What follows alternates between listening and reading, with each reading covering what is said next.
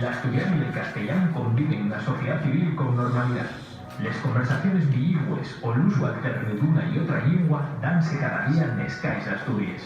Si que así, quien quiere facer uso del asturiano en otros ámbitos atopa problemas a lo diálogo de la súa vida. Na escuela, nel traballo, nel sistema sanitario, coles administraciones. Este documental quiere ser testimonio del historias que atopa un falante de asturiano a cada paso. Ejemplo de los muchos casos que suceden cada día y que en más de las ocasiones no descienden a la opinión pública. La vida en sin oficialidad. Cuando nació mi primer hijo, la Soma y yo decidimos que se llamara Xune.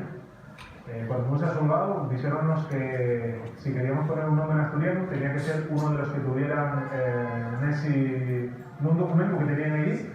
Y como Xune non estaba, lo que nos hicieron fue percorrer de 10 instituciones como la Oficina de Normalización Lingüística de Sesión, la Academia de la Lengua, la Consejería de Cultura, para tener de ellos documentos los que pudieran demostrarse que Xune era un nombre que cumplía con todas las condiciones.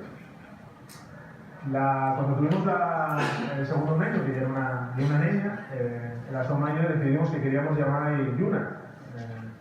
Pero la aprendimos de la primera vegada. Lo que hicimos en el Solvado ya que Yuna, que no estaba en ese documento de nombres aprobados en asturiano, ya era en catalán. Y al decir que Yuna estaba en catalán, no nos pusieron ninguna torda y escribieron.